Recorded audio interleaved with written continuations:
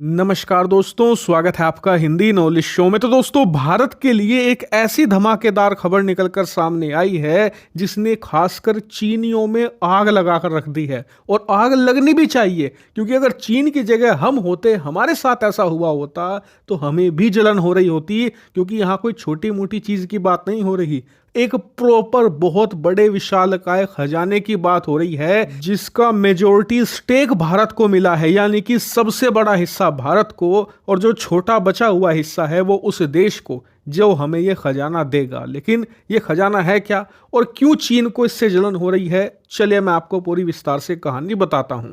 तो दोस्तों, इस पूरी कहानी की शुरुआत असल में हुई थी 2010 के दौरान।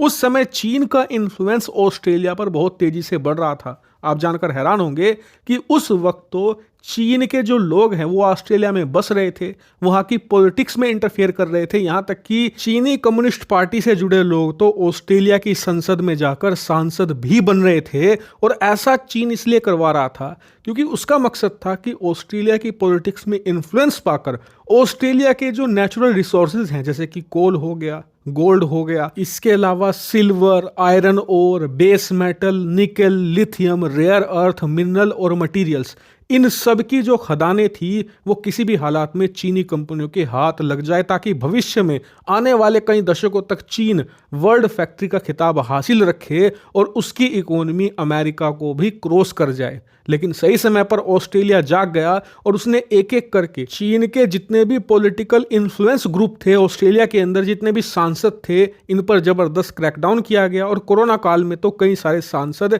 गिरफ्तार हुए, उनके पद से हटाए भी गए। लेकिन चीन का इन्फ्लुएंस खत्म हो गया।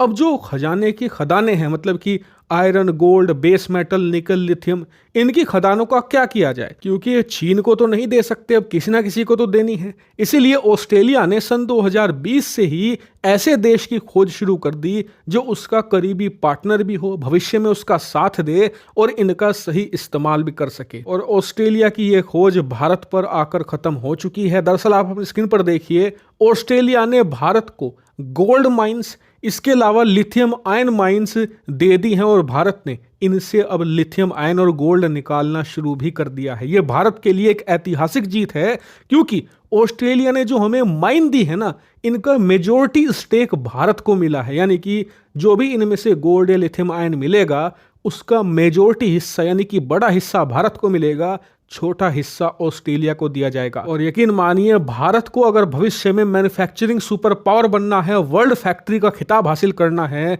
तो ये बहुत ही बड़ा स्टेप है उसकी तरफ। क्योंकि आप सोच रहे होंगे कि गोल्ड आएगा, उसका इस्तेमाल कहाँ होगा? ज्वेलरी बनाने में, अंगूठिया या सोने का हार बनाने में नहीं। दरअसल गोल्ड और सिल्वर का इस्तेमाल ज्वेलरी के बाद सबसे ज्यादा किया जाता है इलेक्ट्रॉनिक इंडस्ट्री में। मोबाइल फोन हो गए, आपके जो मोबाइल फोन में लगने वाला प्रोसेसर हो गया, इसके अलावा सेमीकंडक्टर हो गया, इन सब में गोल्ड सिल्वर का इस्तेमाल किया जाता है। यहाँ तक कि सिल्वर का बड़े लेवल पर यूज होता है सोलर पैनल में भी। जो हाई क्वालिटी सोलर पैनल होते हैं उनमें सिल्वर का यूज किया जाता है। वहीं बात करें लिथियम आयन की, तो आप सभी जानते हैं कि बैटरी बनाने का मेन कंपोनेंट ही लिथियम आयन है। और भविष्य में हर एक चीज इलेक्ट्रॉनिक होगी तो सब में बैटरी भी चाहिए होगी, उसके लिए लिथियम आयन बहुत ही ज़्यादा एसेंशियल होगा।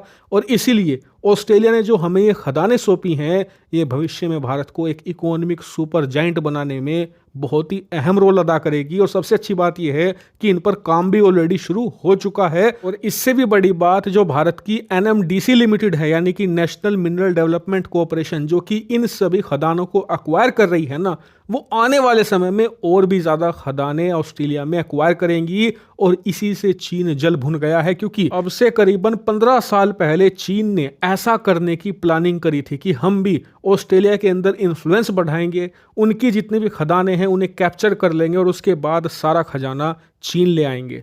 लेकिन उनकी इंटेंशन गलत थी। वो ऑस्ट्रेलिया पर कब्जा करने के इरादे से गए थे, हम दोस्ती के इरादे से गए। इसीलिए ऑस्ट्रेलिया ने भारत को अपने खजाने का सबसे सही हकदार माना और भारत को ही ये चीज़ें अलॉट करी हैं। हालांकि भविष्य में इस पर जो भी अपडेट आएगा वो मैं आपको ज़रूर बताऊंगा।